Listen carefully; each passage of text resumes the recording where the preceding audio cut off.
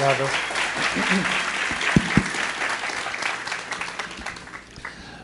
Olá a todos.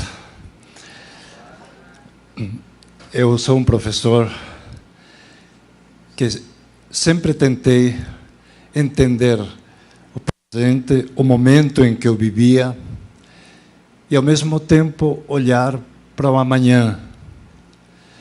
E depois de muitos anos dando aula, eu tive, há 36 anos, uma grande descoberta.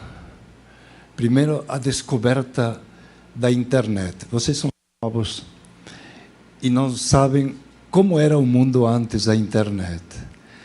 A primeira vez que uma aluna minha na USP me mostrou, no ano 88, portanto 36 anos, o que era um computador conectado com a internet, você podendo fazer pesquisa remota, entrar em bibliotecas, mandar mensagens, receber, tudo isso que hoje é tão comum, naquele momento foi um choque, um impacto, algo tão assim, acho que como quando Colombo descobriu a América, foi um choque, onde é que eu estou?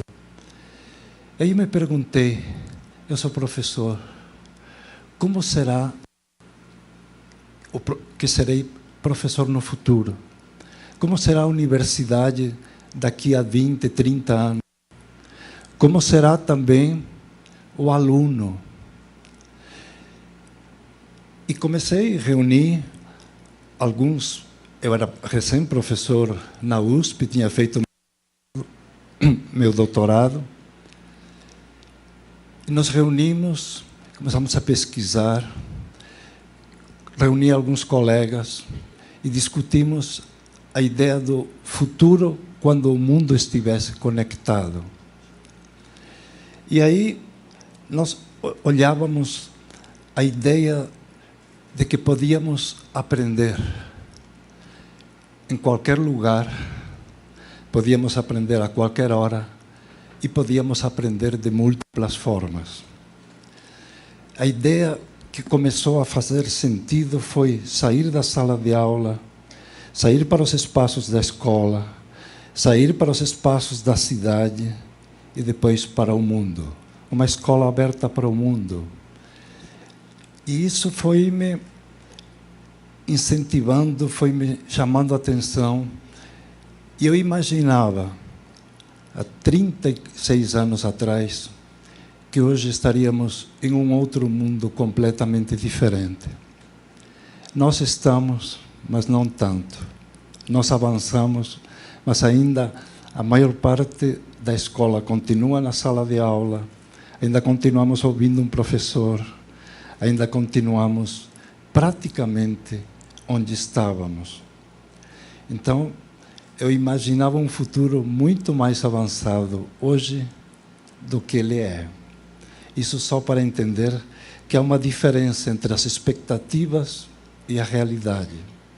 Mas houve uma segunda ideia, eu já volto a falar um pouco da escola do futuro, mas houve uma ideia também que para mim foi importante quando eu estava com pouco mais de 40 anos, na metade da minha vida, hoje tenho 78, e a ideia do aprender não somente ampliando os espaços, aprendendo fora da escola, aprendendo com a vida e com o mundo, mas o aprender no longo prazo, a visão de futuro, aprender até o fim da vida.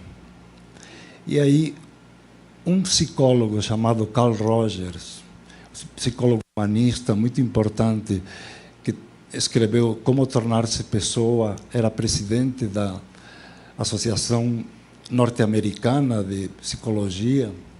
Ele já estava velhinho, 87 anos, estava perto de morrer, na década de 80, onde eu me encontrava. E ele escreveu um artigo que tinha algumas frases que me marcaram profundamente, pensando na ideia de futuro, o futuro da educação. Ele dizia: eu estou envelhecendo, aprendendo. Eu estou revendo algumas das minhas ideias do passado. Estou tentando mudar algumas das minhas práticas, alguns hábitos. Eu estou tentando ser uma pessoa melhor. Então, ver um grande psicólogo, já no final da vida, com tantos reconhecimentos que tinha, o que marcava a vida dele era o aprender, mas não um aprender intelectual, mas um aprender que mudava a sua vida e que mudava a sua prática. E eu, que era jovem, professor, naquele momento, eu disse que importante é eu seguir nessa mesma direção, aprender a evoluir, aprender a tornar-me uma pessoa melhor, aprender a lidar com os conflitos que sempre existem, aprender até o fim da vida. Esse fim da vida onde eu estou agora mais próximo, como ele estava naquele momento, que era o aprender até que você consiga em todos os momentos da vida. Então, foram duas grandes ideias sobre o futuro. A primeira, que podíamos aprender em qualquer espaço, em qualquer lugar, de múltiplas formas. E a segunda, que você pode aprender sempre a evoluir, a ser uma pessoa melhor, a equilibrar-se, a realizar-se. Essa primeira, de aprender em contextos um pouco mais amplos, aconteceu assim num projeto em que eu participei, chamado Escola do Futuro, e que eu imaginava que as escolas e universidades estariam muito mais avançadas. E, em um certo sentido, eu me frustro olhando hoje, porque nós poderíamos estar avançando em modelos de aprendizagem muito mais envolventes, o aluno sendo muito mais protagonista, mas avançamos. E onde avançamos? Em uma grande corrente que houve nessas últimas décadas, que nos aponta também para o futuro, olhando um movimento de transformação sistêmica das escolas, escolas que decidiram reorganizar seus currículos, reorganizar seus espaços, dar prioridade ao aluno, trabalhar de uma forma mais experimental, trabalhar com atividades mais criativas, mais empreendedoras, trabalhar com modelos curriculares flexíveis e com plataformas digitais. E tudo centrado em valores, sustentabilidade, aprendizagem, serviço, que é aprender em contextos reais, aprender a resolver problemas da comunidade, do entorno, aprender também a desenvolver o projeto de vida, o projeto de futuro, tanto pessoal como profissional de cada um. E algumas dessas escolas que me marcaram, eu sou nascido na Espanha, embora tenha vivido boa parte da minha vida aqui no Brasil, eu olhei algumas escolas desde 2000 que me chamaram a atenção. Uma delas é o Colégio Montserrat. Na Catalunha, um colégio de irmãs, que desde 2003 ele trabalhava já uma teoria do Howard Gardner, que naquela época era revolucionária, sobre as inteligências múltiplas, que eles adaptaram a ideia de o currículo para cada aluno de acordo com suas possibilidades. E depois esse projeto foi evoluindo para trabalhar por competências, com projetos, trabalhar individualmente em grupo, reformularam os espaços, enfim, virou uma escola referência hoje e que foi mudando nos últimos 20 e poucos anos nesta direção de escola inovadora centrada no aluno.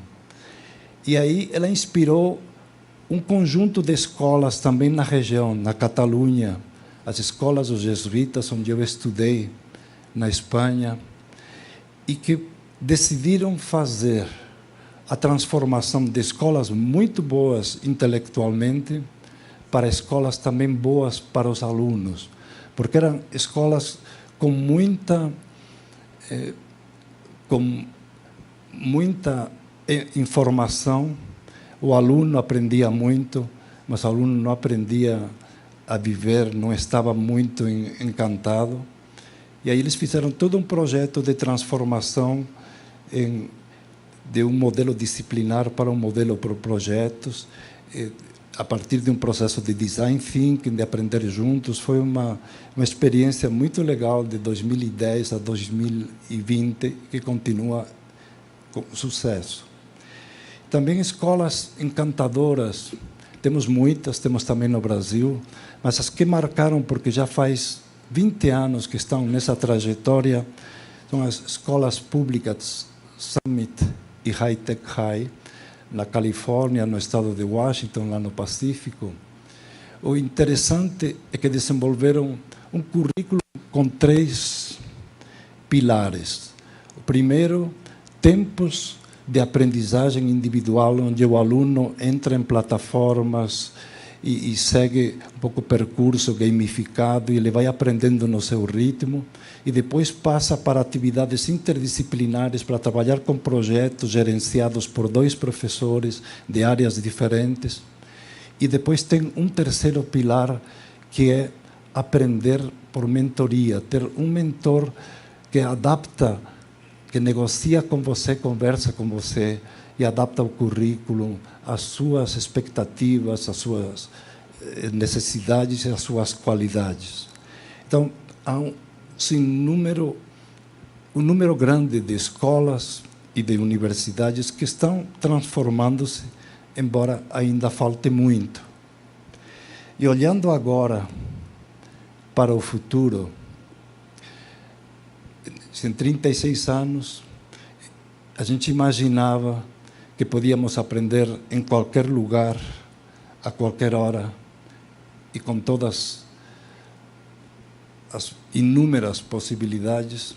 Agora o futuro flutua olhando esse futuro entre um pouco a utopia, o desejo de que tenhamos escolas extremamente interessantes, escolas públicas com acesso à internet, com professores motivados, bem remunerados, bem inclusiva, altamente humanística, mas a gente sabe que há uma distância enorme entre o desejo e a prática.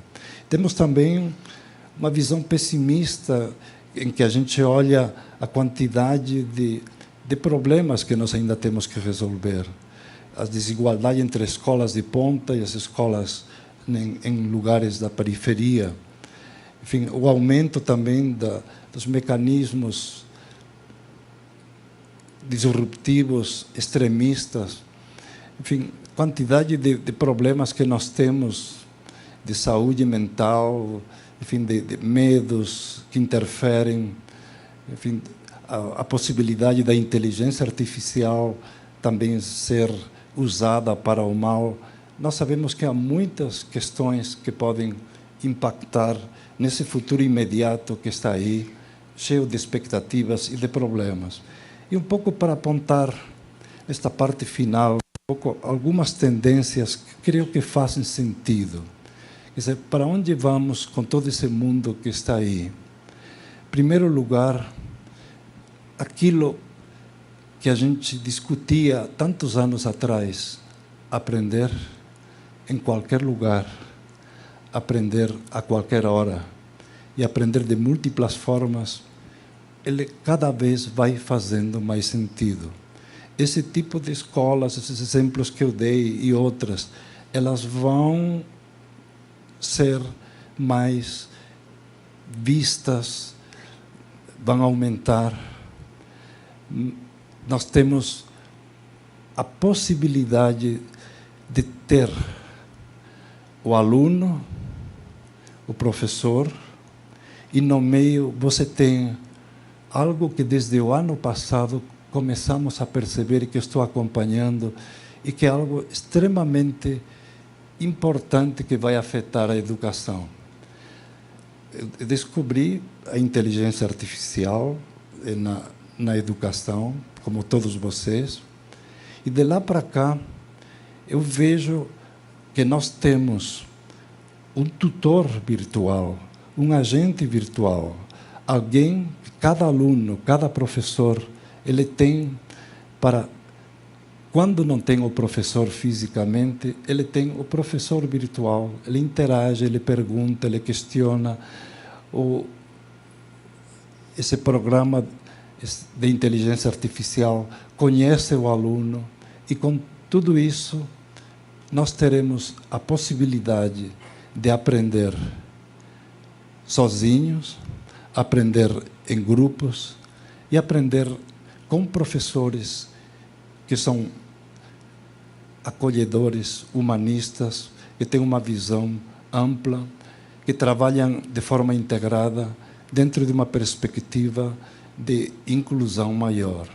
Aprender em ambientes também muito mais, nós caminhamos para ter ambientes muito mais imersivos, muito mais sedutores, onde o presencial e a distância se misturam, onde o aluno, mesmo em casa ou no trabalho, ele pode estar trabalhando com seus colegas. Então, temos um pouco aquele modelo que eu dizia da Summit, me parece um modelo importante para o futuro.